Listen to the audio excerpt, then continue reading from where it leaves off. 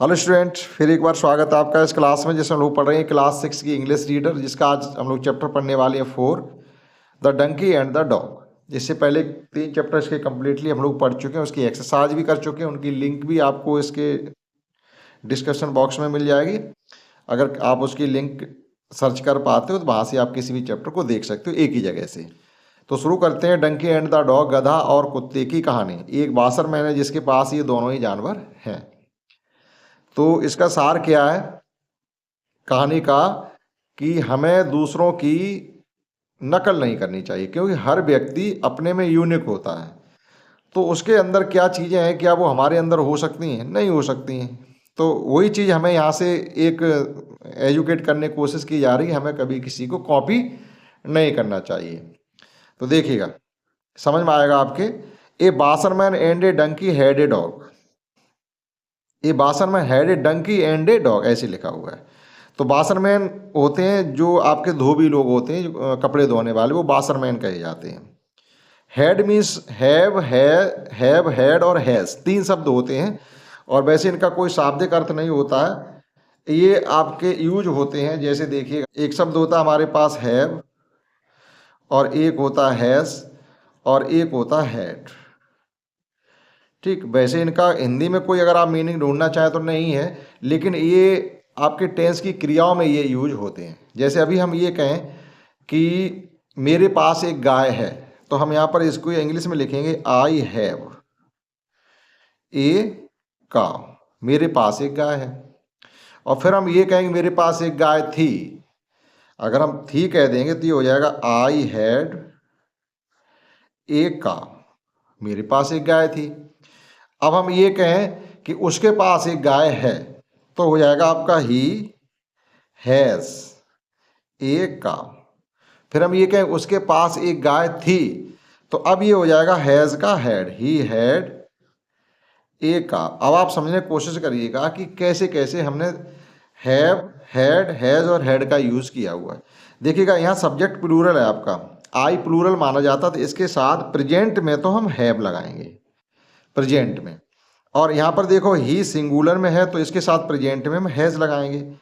ठीक, subject singular है तो हैज़ का प्रयोग करते हैं प्रेजेंट टेंस में, और सब्जेक्ट प्लूरल है तो हैव का प्रयोग करते हैं प्रेजेंट टेंस में, प्लूरल में होने पर, ठीक, बहुवचन में होने पर।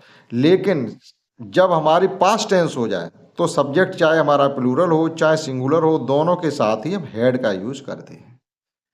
दोनों के साथ हम हैड का यूज करते हैं। तो आप ये समझ रहे होंगे हेड का यहाँ हम कुछ हिंदी अर्थ क्यों नहीं बता रहे। तो ये क्या है कि हमारे टेंसों में इनका प्रयोग होता है। एक तरीके से आप मॉडल वर्ब होते हैं जिनका प्रयोग किया जाता है। तो यहाँ पर वही कहा गया है हमसे, देखिएगा कि ये washerman had a donkey and a dog. इसका मतलब ये है कि एक धोबी के पास एक गधा और एक कुत्ता था कह देंगे हम। अगर यहाँ पर ये कह देते हम हैज़, तो ये कह देते एक बासरमैन के पास एक कुत्ता और गधा है। क्लियर? तो कहानी पास्ट टेंस में है। ये आगे ये कहा गया हमसे है, तो उसके पास एक कुत्ता और गधा था। हम लोग क्लियर यहाँ तक समझ गए। Every morning he used to. अब देखिएगा, ही एवरी मॉर्निंग माने रोज, प्रत्येक सुबह, यानी सुबह सुबह रोज। ही यूज्ड टू। अब देखो, एक मीनिंग होता है यूज्ड टू। जो यूज्ड टू होता है ये आपकी आदत प्रकट करने के लिए शो किया जाता है। हम आदतन रोज कोई ना कोई कार्य करते हैं, जैसे यूज्ड टू कहा गया है, यूज्ड टू। इसका मतलब हम ऐसा किया करते थे। हम रोज सुबह जल्दी उठा करते हैं, रोज सुबह उठ के पढ़ा करते हैं, हम रोज स्कूल जाया करते हैं। ठीक, हम अच्छा खाना खाया करते हैं, रोज सुबह को हम नहाया करते हैं। यानी आपकी एक तरीके से हैबिट शो होती है, यहाँ से आदत शो होती है। एक तरीके से क्या बासरमैन की भी आदत है कि रोज सुबह सुबह वो है नदी के किनारे कपड़े धोने के लिए जाया करता था। Every morning he used to go to river to wash clothes. He used to go to river लिखा हुआ, used to go to river to wash clothes. तो रोज सुबह वह नदी पर कपड़े धोने जाया करता था। यहाँ पर ये कहेंगे जाया करता था, क्योंकि यूज्ड टू का प्रयोग हुआ है। अब आगे देखिएगा, the donkey cried, the donkey carried. Carried माने होता ले जाता था, कैरी माने ले जाना, जैसे कैरियर ले जाने वाला होता। तो the donkey carried the load to the cloth. तो डंकी अपने ऊपर कपड़े लाद के ले जाता था। तो जो लोड होता था वो तो गधा अपने ऊपर लाद के ले जाता था। ठीक, the donkey carried the load to the clothes, कपड़ों का वजन जो होता था वो तो गधा लेके जाता था। He lived in the shed outside the master house, ये बात हो गई आपकी क्लियर, ठीक है। अब वो रहता कहाँ था? He lived in shed, shed मतलब क्या होता है, जैसे हमारे पास गाय भैंस बकरी या ये गधे घोड़े हैं, तो इनके लिए हम रहने की जगह अलग बना देते, तो वो शेड कही जाती, कहीं हमने छप्पर डाल दिया या कहीं झोपड़ी बना दी। तो he lived in shed outside the master's house, master मतलब जो उसके गधे का मालिक अर्थात बासर में। तो he lived in shed outside, वो घर के बाहर एक शेड बनी थी झोपड़ी, उसमें रहता था, यानी अपने मालिक के घर के बाहर रहता था, घर के अंदर नहीं रहता था। वो बात यहाँ पर ये कहना चाहते हैं कि जो गधा है वो मालिक के घर के यानी बासरमैन के घर के बाहर रहता था। And the dog use to stay, अब देखो यहाँ पर क्या आएगा, यहाँ भी आ गया यूज्ड टू, एक बार यहाँ पर यूज टू आया फिर यूज टू आया। And dog use to stay inside the house the whole day, और जो कुत्ता है वो पूरे दिन घर के अंदर रहा करता था। होल डे लिखा है, होल डे लॉन्ग, यानी पूरे दिन। गधा तो जब भी काम पे जा रहा तब तो जा रहा, लेकिन जब लौट के आएगा तो घर के बाहर ही छाया में रहेगा। लेकिन क्या था, and the dog use to stay, stay माने होता है ठहरना, इनसाइड मीन्स अंदर द हाउस, यानी जो कुत्ता था वो घर के अंदर पूरे दिन रहता था। In the evening the dog use to feel happy, अब यहाँ पर क्या कहना चाहते, गधा तो वहाँ गया कपड़े धुलवाने के लिए, वजन लाद के कपड़े वहाँ धोवेंगे सूखेंगे फिर उधर से लाद के लाएगा, लेकिन कुत्ता अपने घर पे मौज कर रहा है, वो कोई वर्क नहीं कर रहा, गधे ने काम किया है। कुत्ता कोई घर का काम करता है क्या? नहीं कर रहा है। तो इन द इवनिंग, अब शाम में क्या होता है, the dog use to feel happy to see his master, शाम जैसी होती थी तो कुत्ता अपने मालिक को देखकर बहुत खुशी अनुभव करता था। In the evening the dog use to feel, देखो यूज टू यहाँ पर भी आया, use to feel happy to see his master, तो उस बासरमैन यानी अर्थात अपने मालिक को देख करके कुत्ता बहुत खुशी महसूस किया करता था। ही यूज टू लिक मीन्स होता है चाटना, कुत्तों की आदत होती है जिनके पले हुए होते हैं, जो मालिक उनको दिखाई देते हैं उनके हाथ पैर मुंह चाटने लगते हैं कुत्ते, ठीक, तो ये लिक कहा जाता है। He used to lick his master, वो है मास्टर को देख करके उसे चाटता था। एंड जंप ऑन हिम, और उसके ऊपर उछल कूद करने लगता था।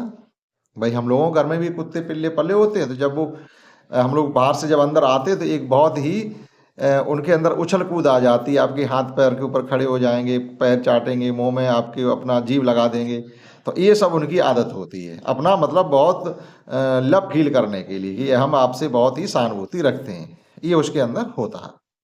तो ये तो हो गई कुत्ते की कार्रवाई। The master use to lift the dog in his arm, देखो इसमें बहुत ही ज्यादा यूज टू का प्रयोग हुआ है, यूज टू, तो इसका मतलब है ऐसा किया करता था। The master use to lift the dog in his arm, अब क्या है कि वो जो मालिक था यानी धोबी था, वो उस कुत्ते को अपनी गोद में उठा लिया करता था। And take him inside the house, और अपनी गोद में लेकर के घर के अंदर चला जाता था, गोद में लेकर के घर के अंदर चला गया। लेकिन उसने कोई वर्क नहीं किया, लेकिन फिर भी देखिएगा उसे पूरी सहानुभूति मिल रही है, उसे गोद में खिलाया जा रहा है।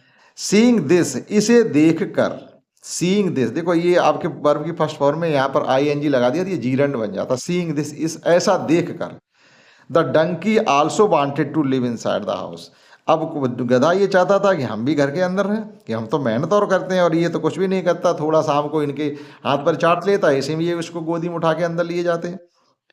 तो the donkey also wanted to live in the house, तो वह गधा भी अब घर के अंदर रहना चाहता था, उसे अच्छा नहीं लग रहा था, हमको तो बाहर बांध देते हैं छाया में और ये सब लोग घर के अंदर रहते हैं।